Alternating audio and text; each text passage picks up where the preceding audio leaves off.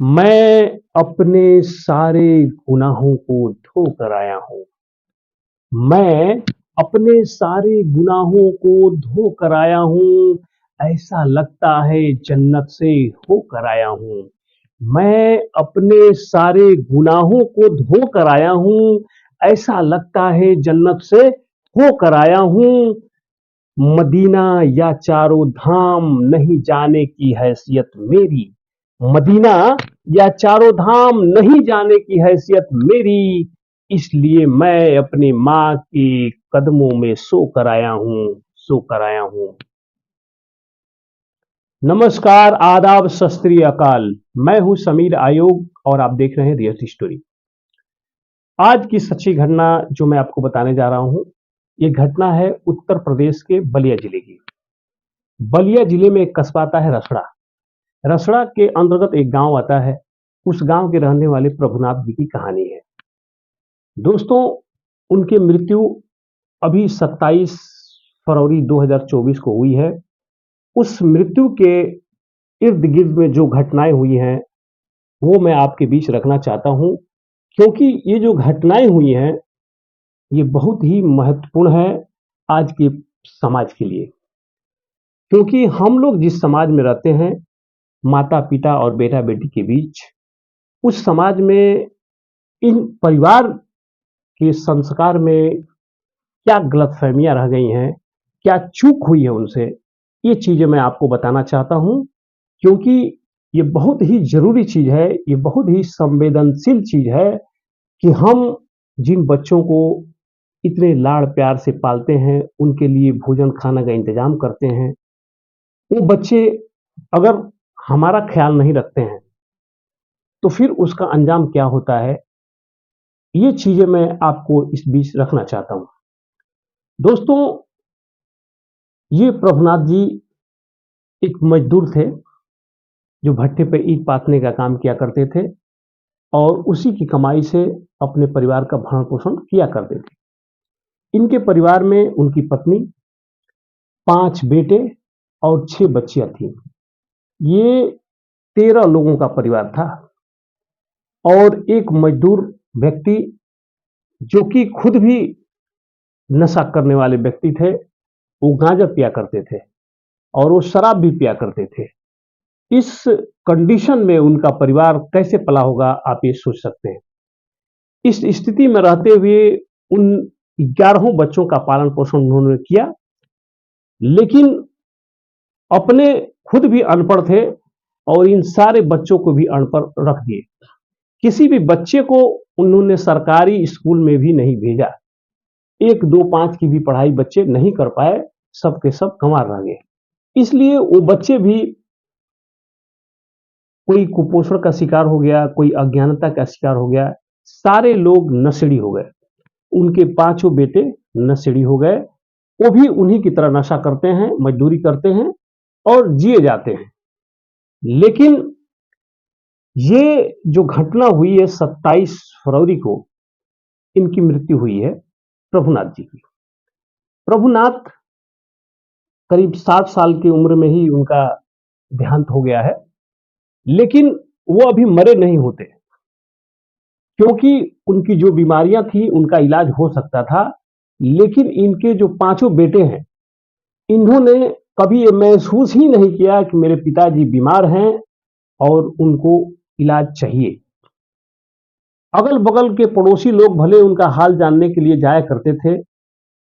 जब उनकी तबीयत खराब हुई, 10 दिन पहले करीब उनकी तबीयत खराब ज्यादा हुई थी, और अगल बगल के लोगों ने कुछ हेल्प किया, दवाएं लाए, इलाज कराया। लेकिन उनके जो बेटे हैं, उन्होंने कभी उनको हॉस्पिटल लेके नहीं गए, उनको दवा इलाज के लिए नहीं पूछा।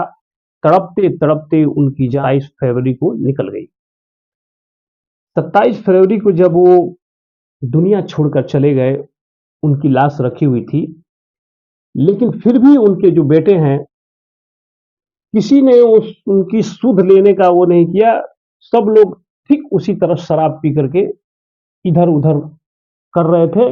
गैर लोग, पड़ोसी गांव के लोग मिल करके उनको सारा कुछ इंतजाम कर रहे थे, और ये लोग, उनके जो सगे बेटे हैं, वो सिर्फ पीने खाने में ही मशगूल थे। दोस्तों ये जो उनके साथ ये घटना हुई है, जो कृत्य हुआ है, जो उनके बच्चों के द्वारा उनके सामने ये जो कुकृत्य किया जा रहा था, वो देन थी उनकी ही। इसलिए कि उन्होंने अपने जीवन काल में उन बच्चों को पढ़ाया-लिखाया नहीं, अच्छा संस्कार नहीं दिया। अपने भी माता-पिता को उन्होंने कोई इस तरह की सेवा, सत्कार नहीं किया, तो उन बच्चों पे इन सब चीज़ों का कोई असर नहीं था। बच्चे बड़े हो गए, 30 साल, 28 साल, 25 साल के बच्चे हैं, 18 साल के बच्चे हैं, लेकिन उनको ये ज्ञान नहीं था कि मेरे पिताजी बीमार हैं। चाहे वो कर्ज हो, गुलाम हो, किसी से भीख माँगना पड़े, लेकिन अगर कोई माँ-बाप बीमार पड़ जाता है, अगर बच्चा अपने माता-पिता को प्यार करता है, तो किसी भी पोज़ीशन में वो अपनी माँ का इलाज कराएगा, अपने पिता का इलाज कराएगा। लेकिन ये परिवार पता नहीं क्यों इन सब चीज़ों से बहुत दूर रहा है। ऐसा लगता था कि उनके घर में कोई मतलब दिक्कत नहीं है। दूसरों का कलेजा फट रहा था उनके दर्द तकलीफ को देखकर, लेकिन उनके बेटा-बेटी पे कोई असर नहीं पड़ रहा था। ऐसा लग रहा था कि उनका कोई औलाद ही नहीं है, इनका कोई है ही नहीं है। उनकी एक कमी थी, उन्होंने अपने जीवन काल में उन बच्चों को संस्कार अच्छा नहीं दिया और उनको पढ़ाया-लिखाया नहीं कि वो इन सब चीज़ों सामाजिक चीज़ों का ज्ञान उनके पास हो पाए। लेकिन अनपढ़ लोग भी समाज में सारी चीज़ों को देख करके अपने माता-पिता का जैसे भी हो, जिस हाल में भी हो, अंतिम संस्कार कर ही देते हैं। लेकिन उन लड़कों के साथ ऐसा नहीं हो रहा था। कई लोग ने मदद किया, किसी तरह इंतज़ाम करके उनका अंतिम संस्कार तो हुआ।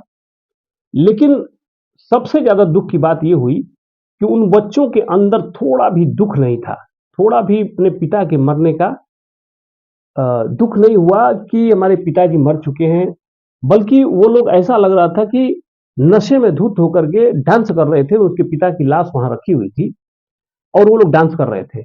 इस बात को देखकर लोगों को बड़ा अचंभा हुआ कि ये कैसा परिवार है, कैसे बेटे हैं कि अपने पिता की मृत्यु पर जबकि कोई पिता की मृत्यु ऐसी भी नहीं हुई है कि बहुत अच्छी बात है, वो 100 साल के हो गए थे, 90 साल के हो गए थे, उनकी अभी जीने की उम्र थी, लेकिन विदाउट इलाज के ही उनका इंतकाल हो गया है।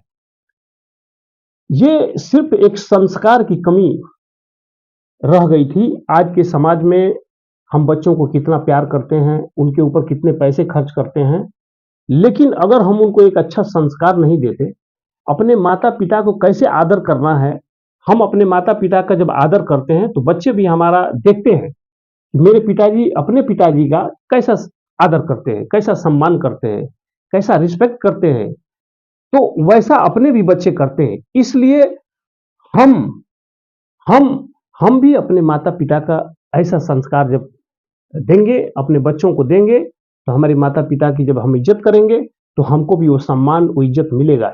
इसलिए कि आज हम अब बच्चों को पाल रहे हैं और हमारे माता-पिता हमको पाल चुके हैं। तो जब हम बड़े हो गए हैं, तो हमारी ज़िम्मेदारी हो गई है कि हम अपने माता-पिता का ख़्याल रखें, जैसे उन्होंने हमारा बचपन में ख़्याल रखा था। ठीक उसी तरह हमारे बच्चे जो छोटे हैं, वो देख रहे हैं कि हमारे माता-पिता कैसे अपने पिताजी का ख़्याल रखते हैं।